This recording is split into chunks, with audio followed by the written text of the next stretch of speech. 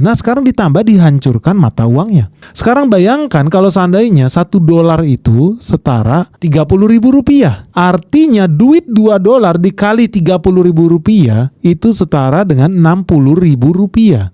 Sekarang George Soros bisa dapat dengan duit yang sama $2, dia bisa dapat 60 lembar saham Bank BCA. Double win. Tadinya duit $2 cuman bisa beli 3 lembar saham Bank BCA. Karena BCA melemah terus, George Soros duit $2 bisa beli 30 lembar saham Bank BCA.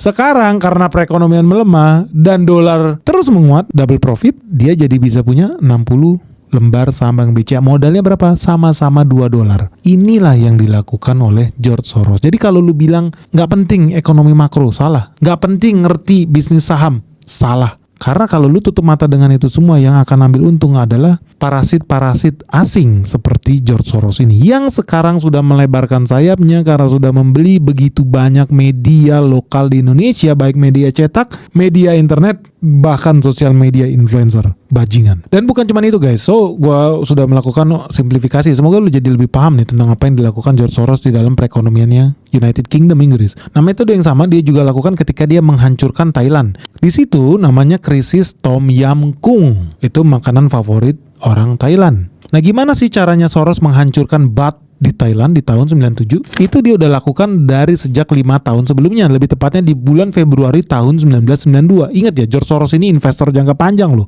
hebat. So, George Soros di tahun 92 melihat bahwa nilai tukar baht terhadap dolar mencapai level terendahnya selama 10 tahun terakhir. Hampir mirip ya dengan Indonesia ya, akan mencapai nilai terendahnya juga nih kalau sebenarnya nanti lebih dari 17.000 bahkan sampai 20.000. Gue sangat yakin George Soros bisa lakukan itu. Dan ini kejadiannya juga di Thailand seperti itu. Nah, karena George Soros sudah melihat nilai tukar baht Thailand terus-menerus melemah melawan dolar dan mencapai level terendahnya selama 10 tahun terakhir, dan George Soros langsung melakukan kalkulasi bahwa krisis besar di Thailand akan terjadi dalam waktu dekat. Maka kemudian pada tahun 1995, George Soros langsung memborong mata uang negara-negara di Asia. Di tahun 1997, devaluasi benar-benar terjadi di Thailand. Dan ini menjadikan nilai tukar baht terhadap dolar jatuh dari yang tadinya $1 setara 25 baht menjadi $1 setara 54 baht. Artinya lu cuan 100% lebih nih di tahun 1998. Dari melemahnya baht terhadap dolar, Soros mendapatkan keuntungan sebesar $1 miliar.